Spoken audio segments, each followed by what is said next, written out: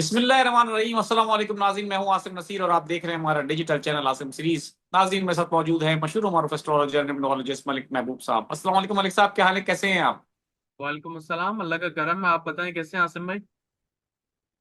अल्लाह का बड़ा करम है मलिक साहब। और वीलॉग के आगाज में हम ये रिक्वेस्ट करेंगे, वैसे तो आखिर में सवालात भी सबके लेते हैं, लेकिन जिन जिन लोगों ने अभी तक हमारे चैनल को सब्सक्राइब नहीं किया तो बराए मेहरबानी से सब्सक्राइब भी कर दें। वीडियो पसंद आए तो अपने दोस्तों में भी शेयर कर दें उसको।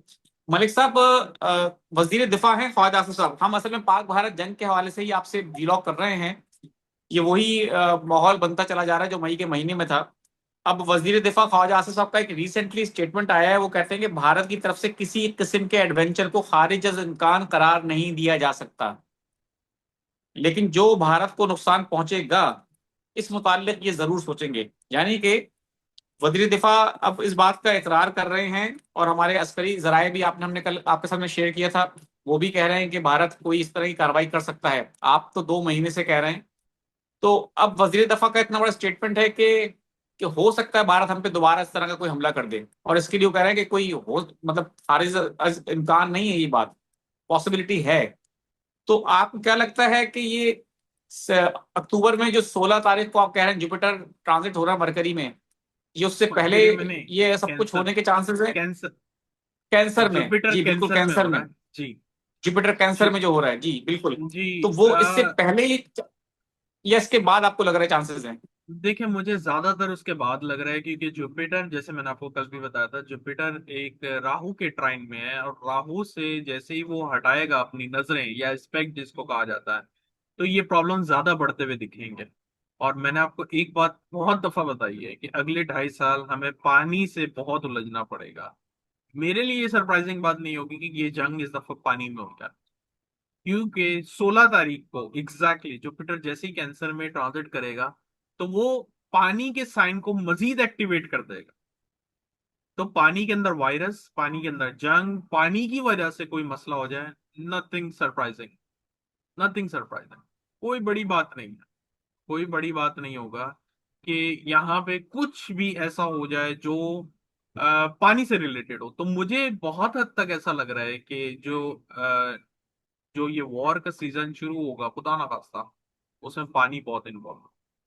और इम्पोर्टेंट बात यह है कि जैसे ही मार्स की दशा इंडिया की स्टार्ट हुई है, वो एक अग्रेसिव जोन में आ गया, अग्रेसिव मोड में आ गया।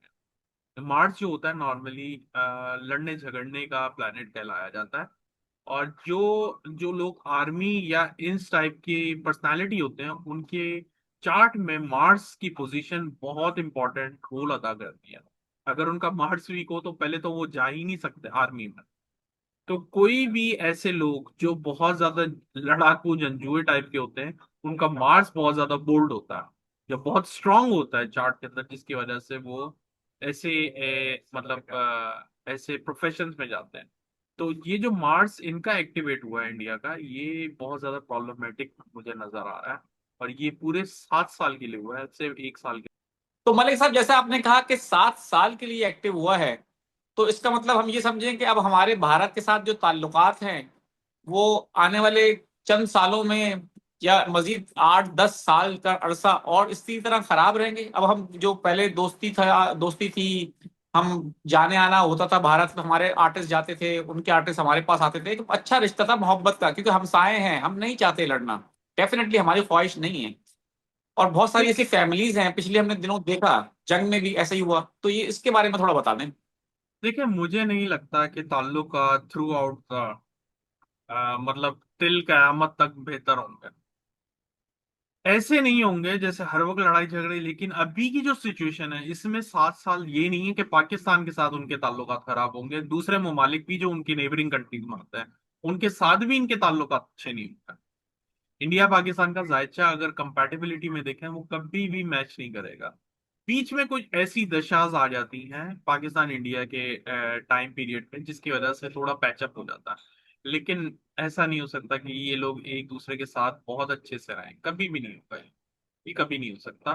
इनके ताल्लुकात ऐसे ही नरम गरम रहेंगे। लेकिन फिलहाल के लिए अगर आप ये बोले, सात सात तो नहीं सर, 3-4 साल, कम से कम 3-4 साल इनके ताल्लुकात अच्छे होते हुए मुझे नजर नहीं आ रहे। तो अभी रिस्ट्रिक्शंस मजीद बढ़ती हुई दिखेंगी आप।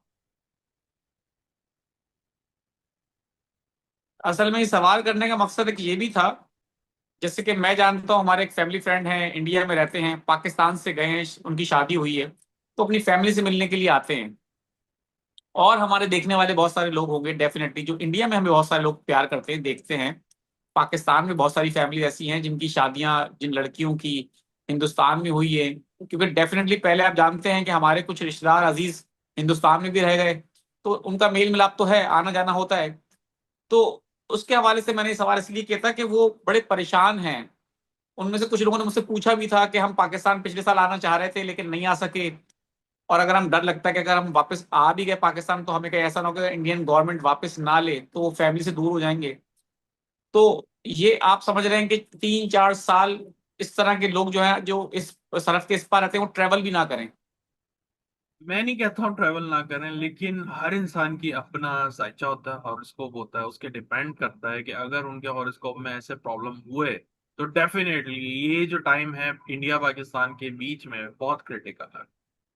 लेकिन एक बात मैं बता दूं, जिनके हॉरोस्कोप में मजबूत कॉम्बिनेशंस होते हैं या स्ट्रांग हॉरोस्कोप के जो असेंडेंट और जो उनके त्रिकोण के लॉर्ड वगैरह होते हैं, उनके लिए ऐसी प्रॉब्लम्स इतने मायने नहीं रखते। अगर आ भी जाएं और वो फंस भी जाएं तब भी वो निकल जाते हैं। तो ये डिपेंड करता है हॉरोस्कोप टू हॉरोस्कोप। यही मैं बता रहा हूँ आपको कि मैं आपको पांचों उंगलियां एक जैसी नहीं बता सकता, लेकिन डेफिनेटली वो उंगलियां हाथ से जुड़ी हुई हैं, तो उनके ऊपर इफेक्ट आएगा। अगर हाथ के ऊपर इफेक्ट आएगा तो आप मेरी बात समझ रहे हैं। तो इसी तरह से अगर इंडिया पाकिस्तान के ताल्लुकात में गड़बड़ होगी तो सब पे इफेक्ट आएगा, but they all will not be same. सबके हालात या सबके जो मसले मसाइल हैं वो सेम नहीं है। बिल्कुल ठीक है मलिक साहब, अब ये भी बता दें कि अगर पाकिस्तान इंडिया के दरमियान इस तरह की दोबारा से कार्रवाई होती है, जो आपने कहा, कल के भी व्लॉग में कहा कि वो अब पहले तो 3-4 दिन में खत्म हो गई थी, ये अब आपको थोड़ा इससे ज्यादा लंबी चलती दिखाई देगी। तो पाकिस्तान जो पहले ही हम सैलाब से, इकोनॉमिकल हमारे जो हालात हैं, तो यहाँ पर आप समझते हैं कि थोड़ी मुश्किलात और पैदा हो सकती हैं। सर थोड़ी नहीं, बहुत मुश्किलात पैदा हो जाएगी। इसीलिए मैं यही दुआ कर रहा हूँ और मैं बार बार कह रहा हूँ कि अल्लाह करे ऐसा ना हो। क्योंकि मैंने आपको कल भी बताया है कि इंफ्रास्ट्रक्चर, फाइनेंशियल हब, जो भी इस वक्त चल रहा है पाकिस्तान में, जैसे भी फाइनेंशियल हालात है, वो फिर भी समहाउ सर्कल चल रहा है। लेकिन अगर एक भी ऐसा कोई वाकया हो गया तो ये इस दफा वाकया 3-4 दिन का नहीं होगा, ये बहुत डिले करवाएगा, चीजें बहुत लंबी पेंडिंग हो जाएंगी और प्रॉब्लम बहुत लंबे पड़ेंगे। इसीलिए दुआ करें ऐसे चक्करों में ना पड़े। मुझे याद है और अच्छी तरह से मैं कमेंट्री पढ़ता रहता हूँ, अक्सर लोग तनकीद भी यही कर रहे होते हैं। आपने कहा था जंग नहीं हुई, तो मैं कहता हूँ भाई नहीं हो तो अच्छी बात है।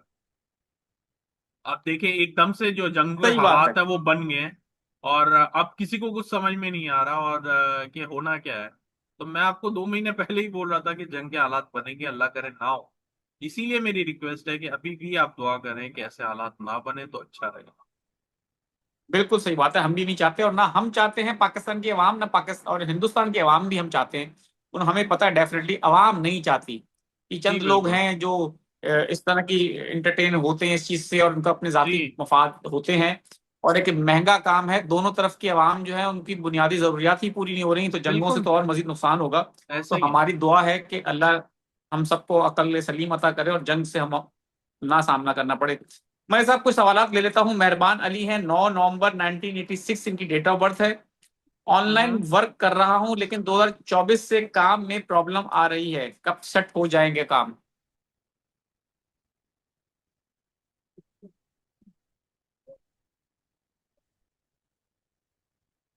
अब आपको मेहनत ज्यादा करनी पड़ेगी, मेहनत आपकी ज्यादा ही दिखती है।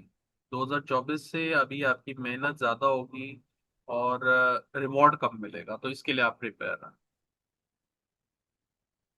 मोहम्मद हाशिर हुसैन है, 29 अक्टूबर 2003 इनकी डेट ऑफ बर्थ है। जॉब कब लगेगी।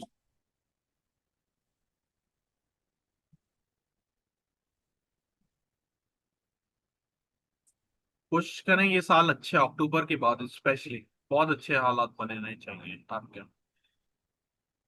बिल्कुल ठीक है। उजमा है, 17/5/1977 इनकी डेट ऑफ बर्थ है। अपना सेपरेट जाती घर कब मिलेगा। घर के लिए जायचा बनाना पड़ेगा, ऐसे नहीं पता चले। लेकिन कोशिश करें, आपका टाइम अच्छा बट चल रहा है, बन जाएगा जल्दी। 25 जून 1987 डेट ऑफ बर्थ है। मौजूदा जॉब तरक्की के चांसेस या जॉब किसी और जगह वो कह रहे हैं कर लें। देखना पड़ेगा सर, जायचे में यहाँ पे तो जॉब चेंज ना करें, इनके लिए प्रॉब्लम ज्यादा दिख रहे हैं मुझे। जायचा देखना सागर अली पड़ेगा। है।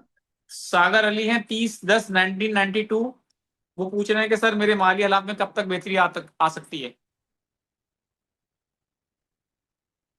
ये साल अच्छा है, इंशाल्लाह आनी शुरू हो जाएगी आपको अक्टूबर के बाद से।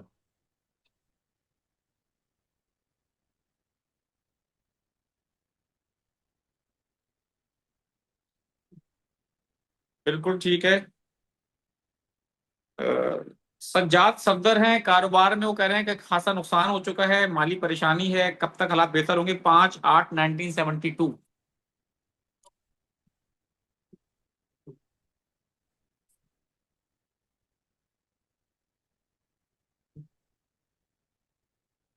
नेक्स्ट ईयर में इम्प्रूवमेंट आएगी सर, अगले साल के आखिर में। हिरा मुकद्दस है 27/12/1994। वो कह रही हैं कि एक जगह मंगनी हुई, 2 साल रही, लेकिन कामयाब नहीं हो सकी। इस हवाले से बता दें कि शादी कब तक होगी।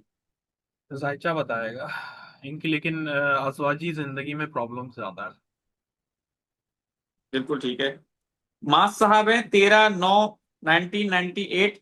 वो कह रहे हैं कि बाहर जाना चाहता हूँ, लेकिन हर दफा प्लान करता हूँ, हो नहीं पाता। वो पूछ रहे हैं कुछ सफर है मुस्तकबिल करीब में।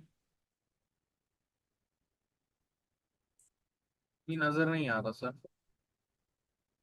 2 साल तक तो नजर नहीं आ रहा। बिल्कुल। बिल्कुल ठीक है। बहुत बहुत शुक्रिया मलिक साहब हमें वक्त देने के लिए। नाजरीन, यहाँ हमारे वीलॉग का वक्त खत्म हुआ। मुझे और मलिक महबूब साहब को दें इजाजत। आखिर में हमारा वही पैगाम है, मुस्कुराएं, प्यार बांटें और अपने आसपास के लोगों का ख्याल रखें। अल्लाह हाफिज।